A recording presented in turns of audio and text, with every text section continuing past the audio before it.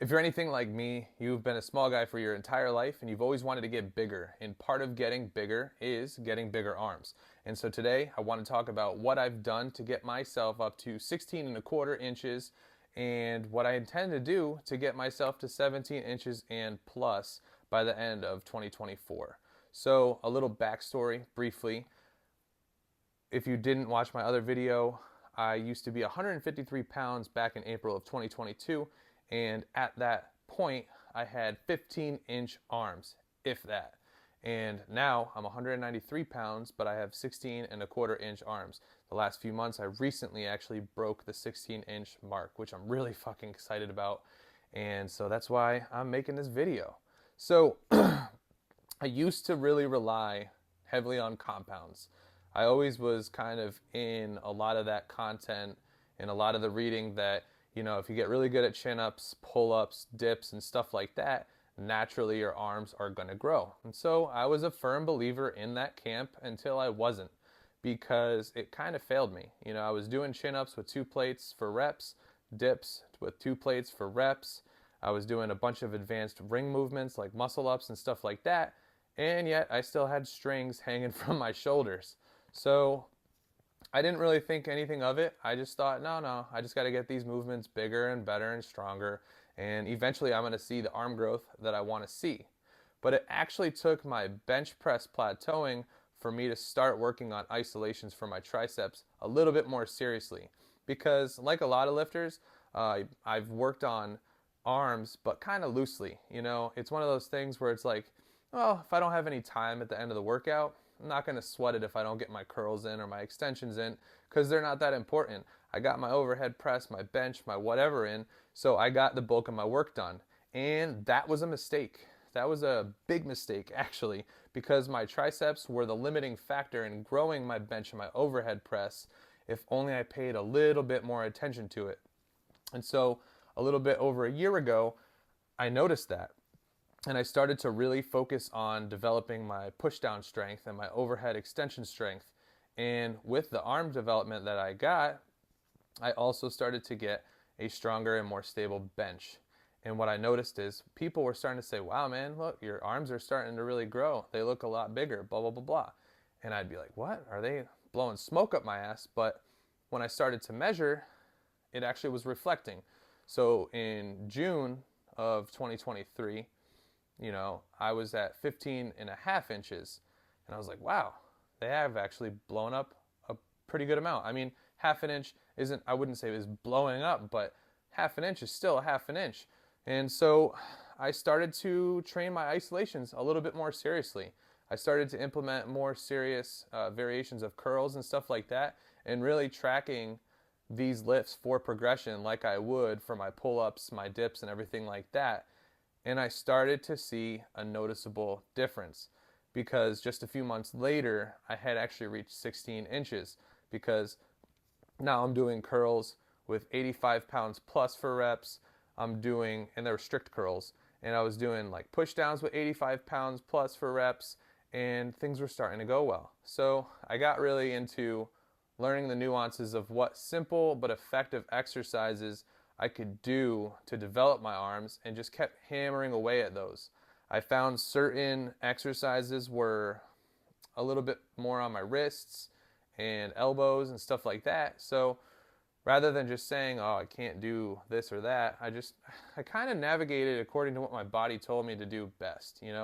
And I pushed the envelope. Like regular curls, when you come up and rotate palm out, for whatever reason, give my elbow and my wrists some issues.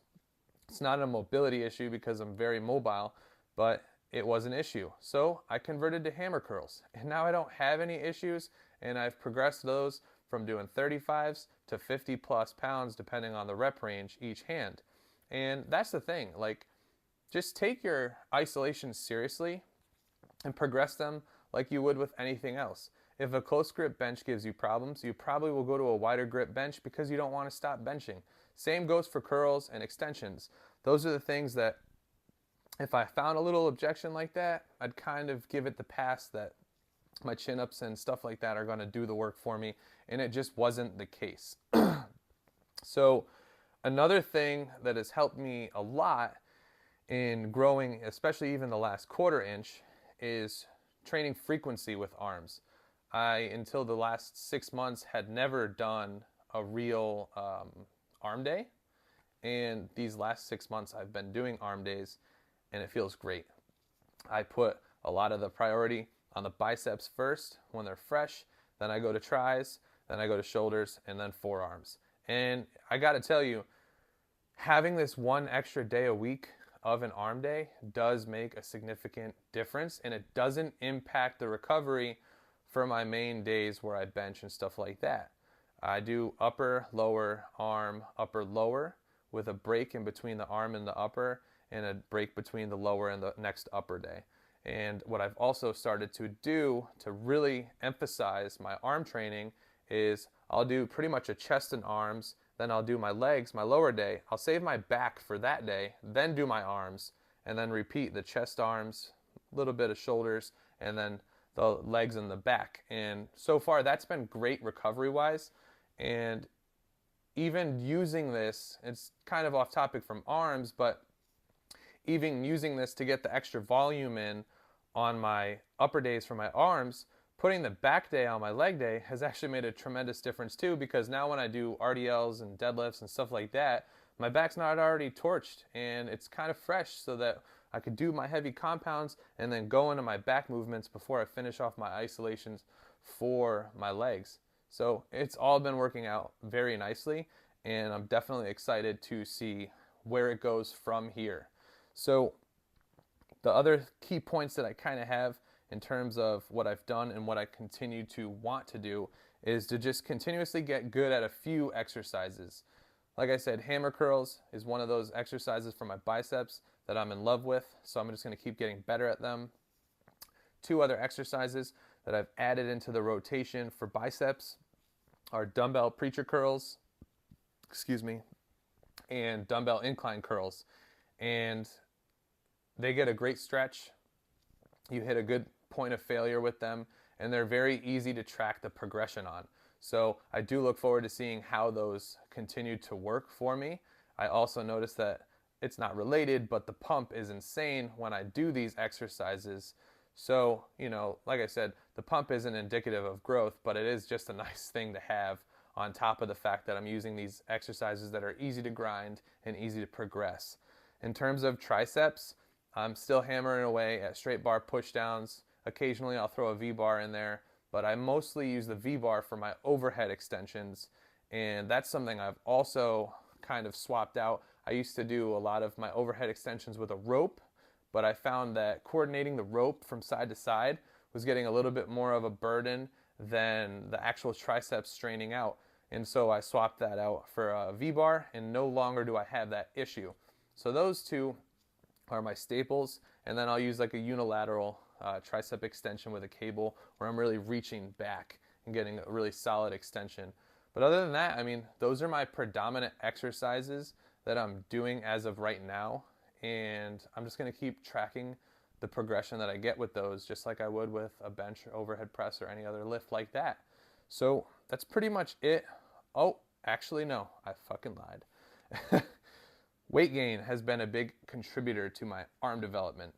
Although you don't really gain a whole ton of fat in the arms, having the extra energy, like I've mentioned in the previous video, the extra energy just helps me push like hell. And even for certain exercises, having the extra weight on me actually allows me to be kind of a counterbalance to the weights that I'm lifting, so they don't kind of toss me around as much. I feel definitely more grounded, so I'm able to just focus on hammering away at the curls. No pun intended. That was horrible. Anyways, so that's that. I hope you got something valuable out of this video, and as I continue to progress with my arms, I will keep you updated and give you little tidbits as to what's continuing to work for me, what maybe has not worked for me so well, and I will probably update this every quarter inches or so. So right now, like I said, I'm at 16.25, so when I get to 16.5, I'll give you a little update and we'll go from there. I hope to see you guys in the next video, and have a good one.